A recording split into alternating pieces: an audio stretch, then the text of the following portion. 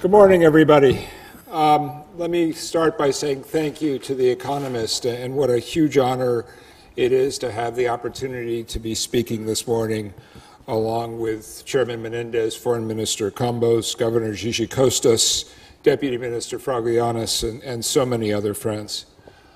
It's also really wonderful to be here to discuss the important role of the Eastern Mediterranean in furthering European energy security and driving the global energy transition.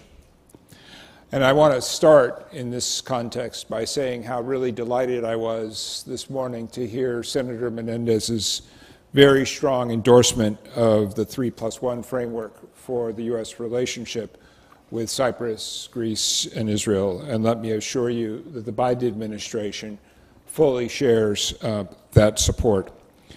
This is an incredibly dynamic and complicated time in the geopolitics of energy. And it's been fascinating for me over the past year to play a small role in helping to shape the U.S. approach to these issues. For instance, I was recently with President Aliyev in Azerbaijan for Baku Energy Week, where I was reminded of all of the work that we did during my time in Greece to advance the TAP pipeline and the Southern Gas Corridor, which has proven to be so critical in a time in which Russia has sought to weaponize its energy resources as a tool of coercion that it uses also to fund its illegal and brutal war against Ukraine. In the same vein, I've been delighted in my new role to continue to watch progress in the region, for instance, on the floating regasification unit at Alexandroupoli or the Greece-North Macedonia interconnector pipeline, both projects that are helping to transform the energy map of southeastern Europe. The work of diversifying away from unreliable suppliers continues, now in the second year of Putin's full-scale invasion of Ukraine, as it is clear to all of us that we are now entering a completely new era for global energy markets. The United States sees tremendous opportunities for the Eastern Mediterranean region against this new reality. First, it's clearer than ever that global buyers will never again view Russia as a reliable energy supplier.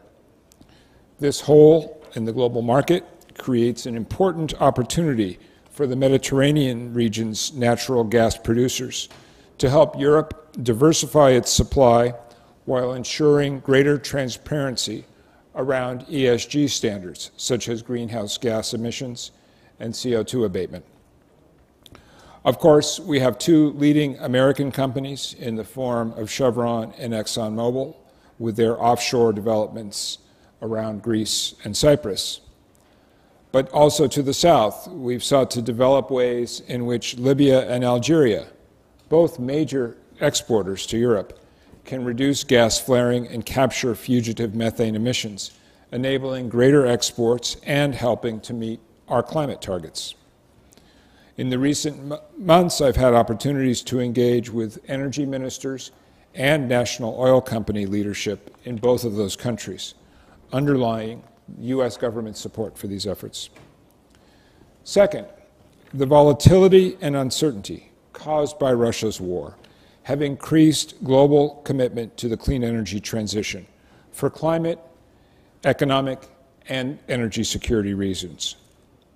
This commitment to diversifying routes and sources creates an opportunity for the Eastern Mediterranean to leverage its abundant renewable energy resources to help scale clean energy production and drive decarbonization of hard-to-abate sectors. These possibilities were on full display when I visited Sharm el-Sheikh for COP27 last year. I also saw the seeds of these possibilities during my time in Greece, where I witnessed firsthand and supported the region's emergence as an important energy hub from the Balkans all the way to North Africa. Working my way around the region, one can also point to many examples of how the Eastern Mediterranean is furthering our shared energy and transition goals. Last October, for example, I was in Sofia to celebrate the start of the IGB pipeline, which will enable LNG from the U.S. and pipeline gas from Azerbaijan to reach Bulgaria, Romania, and beyond. One of my last events as ambassador in Greece was to celebrate the launch of the Alexandroupoli FSRU project, which is a dynamic example of regional cooperation among several countries in the region that are investors in the project. Further south, Egypt, Israel, Jordan, the Republic of Cyprus, and other countries have come together to cooperate on energy, including through mechanisms like the Eastern Mediterranean Gas Forum. Egypt already plays an important role in liquefying and transporting Israeli and potentially Cypriot gas when it comes online as LNG to Europe. My good friend in Greece, Deputy Minister Fragoulianis, has highlighted energy also as one of the potential areas for cooperation in the positive economic agenda with Turkey, which reinforces the United States' view that energy should be an avenue for cooperation, not conflict. It's also fantastic to see so many proposals for energy interconnection projects involving Greece, Israel, the Republic of Cyprus, and Egypt. Electricity interconnectors like EuroAsia and those proposed between Egypt and Greece will play a critical role in future energy systems. They allow regions with comparative advantages in wind, solar, and other clean energy sources to export electricity in times of high production and to import when needed. The interconnectors also provide opportunities for regions with comparatively lower costs, such as the Middle East and North Africa, to export renewable energy to markets where space or costs for renewables are more challenging. Several of our Gulf partners share this view and have already committed to investing in new renewable power generation in Europe, looking specifically at export markets. The interconnectors allow greater deployment of renewable energy assets, which cannot always be built close to markets they serve due to their large footprints.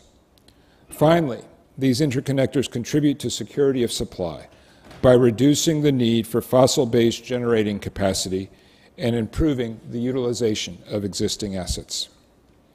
Another important energy cooperation mechanism, of course, is the 3+1 process, through which Greece, Israel, the Republic of Cyprus, and the United States collaborate on topics such as lower carbon energy infrastructure and renewable energy research and innovation. My Bureau is proud to lead the Renewable Energy Working Group under this mechanism, and my team looks forward to reviving the Energy Minister's pillar of the 3+1 in the coming months, working with my friend, Greek Minister Skylakakis, and Deputy Minister Sudoku. I'd like to end by highlighting three other broader priorities that have implications for our shared energy goals in the Eastern Mediterranean. First, given the prominence of the Greek and Cypriot maritime sectors, I'd like to focus on the shipping industry's key role in the global energy transition, from reducing its own greenhouse gas emissions through new zero and near zero emission fuels, to building an international transportation and trade network for new forms of clean energy and the critical minerals that drive them. Progress on reducing shipping emissions can be tremendously beneficial to our global efforts towards 1.5 degrees Celsius by 2035. An important forum to further this discussion is our annual Our Oceans Conference, which facilitates dialogue between governments and industry and fosters new programs. At this year's Our Oceans Conference in Panama, the United States made 77 announcements from 8 agencies and offices, totaling nearly $6 billion to cover all types of actions related to maritime resilience, including green shipping. And I am so glad that Athens will host the 2024 Our Oceans Conference, which will be an important venue to discuss these issues in the larger context of the Eastern Mediterranean. Second, it is important to highlight that we need secure, reliable supply chains for the energy transition. Critical minerals are at the heart of the clean energy transition, and demand for these minerals is rising rapidly. We need to ensure we don't replace fossil fuel dependencies with critical minerals dependencies, finding ourselves, as CIA Director Bill Burns recently put it, at the mercy of a cartel of one for critical minerals and technology, especially a country that has demonstrated the will and capacity to deepen and weaponize those dependencies. A cautionary example is the recent announcement of China's metal export controls on gallium and germanium, two key inputs for semiconductors. Initiatives like the Mineral Security Partnership, which my Bureau manages, will become even more important to diversifying reliable mineral supply chains as countries and companies seek new materials and processing capabilities in response to the steep rise in demand that the energy transition will bring. Finally, I want to stress that American energy companies are strongly engaged in this region. From large multinationals like GE Vernova, ExxonMobil, and Chevron, to leaders in new technologies like Advent Technology and Tesla. As part of this point, I cannot emphasize enough the importance of the Inflation Reduction Act, the IRA, which is already supercharging the global energy transition. The innovation that the IRA is already spurring among companies in the United States, from clean hydrogen and carbon capture to smart grid innovation, port electrification, and storage technologies, will reverberate to the benefit of the world. The Eastern Mediterranean, with its strong diaspora ties to the United States and our innovation ecosystem, stands to benefit significantly from the new opportunities that the IRA will unlock. To conclude, I will appreciate that this has been a challenging year and a half for the global energy market, but I think there is a lot of room for optimism. The United States is committed to working with our partners in Southeastern Europe, the Middle East, and North Africa, and we will support you on all the opportunities I've described today. And with that, I'd like to thank The Economist for inviting me to join today, and I look forward to the rest of today's discussion. Thank you very much.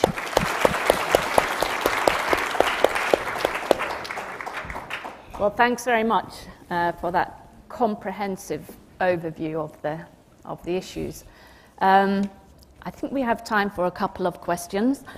And my first one is, would you say that Europe is now over the worst of the energy crisis caused by Russia's invasion of Ukraine and its weaponization of energy supply? So let me put it this way. First of all, I, of course, began Russia's war against Ukraine as ambassador in Greece. I saw in my phone calls and meetings with Minister Skrekos the great alarm about the spike that was happening in LNG prices and the ripple effect that that was having on consumers, on industry. Now, 13 months later, it is very, very clear that Putin's energy war against Europe has failed. He has produced exactly the opposite of his intended effect, in the sense that he has incentivized Europe to move even faster on its energy transition. He has incentivized American producers to significantly scale up our own exports of natural gas. By 2025, U.S. LNG export capacity will grow by 50%. So Russia is never again going to be able to use that energy weapon.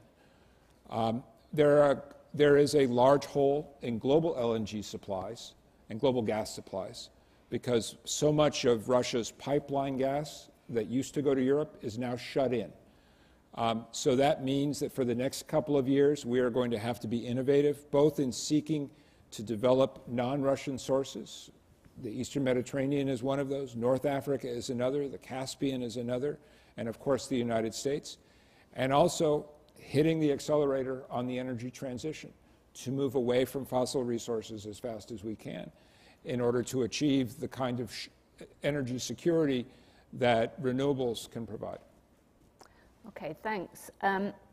Well, just taking this a bit further and picking up on something that you said just now in your remarks, I think many people are conscious that there does seem to be a fundamental tension between geopolitical realities and green transition targets. So, for example, reorienting energy supply chains and mineral supply chains away from China. That's part of the EU's longer-term de-risking policy, and it's part of the EU's new Critical Raw Materials Act. Inevitably, that shift is going to increase input costs and in turn risk a slower take-up of green technologies and a more prolonged phase-out of hydrocarbons. So I guess the question is, how can countries manage this tension between securing energy and mineral supplies in the near term and meeting green transition targets? Or is that an exaggeration? Is that not really it's a great question that I get all the time, and let me answer it this way. First, I would emphasize these goals are not in contradiction. Energy security and energy transition are in fact complementary. And one of the things that makes that so true is the speed with which innovation and deployment is accelerating, especially here in the United States, but really globally. It's an important benchmark. By 2025, the IEA assesses that wind and solar production will exceed coal-based power production. We are seeing a rapid acceleration here in the United States of new battery storage technologies, electric vehicle deployment happening much faster than people originally predicted. So I really do believe these are not in contradiction. As Bill Burns pointed out in the remarks that I alluded to, we have to be smart about this. We don't want to pursue the energy transition in a way that replaces one form of dependency with another form of dependency. But I would reject the contention that these are in tension with each other. And a big part of the story, I think, for the next couple of years is going to be the story of innovation and how technology is opening opportunities, not just to satisfy our energy requirements, but to do so in a way that's smarter and ultimately more sustainable. Thanks. Well, if I may as well just ask you one question about Turkey. Sure. And where you see Turkey really fitting into this whole energy landscape as it evolves in the coming years.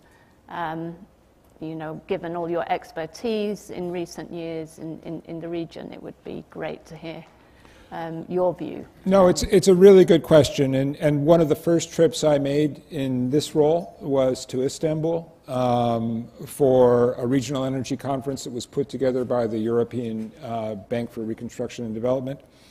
I had the opportunity to join Secretary Blinken 2 weeks ago in his first meeting with Foreign Minister Fidan. We are working very, very hard on the Turkey relationship. It's an important one.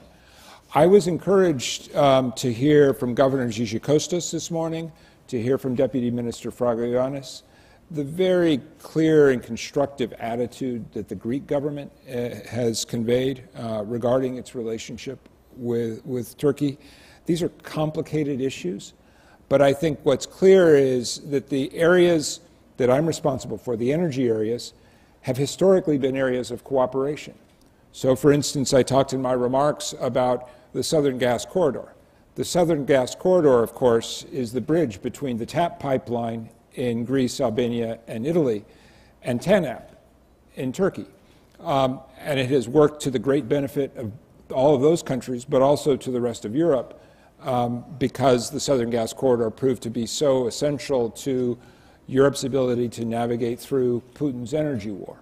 So I think from the U.S. government side, I am personally committed to continuing to work on the energy aspects of the U.S.-Turkey overall strategic relationship. And I take encouragement from the messages that I've heard this morning from our Greek and Cypriot partners as well. Great. Well, thank you very much. Thanks for joining the conversation. Please join me in thanking. Thank you for doing this. I'm delighted to be here in New York. I'm sorry we're not sitting down in Lagonisi looking out at the Aegean, but hope springs eternal for the future. Maybe in October. We'll see you there. But thank you very much. Yeah, thanks so much. And just one photo. And please stay in your seats because we're going to have a very nice final conversation before lunch, just a brief one.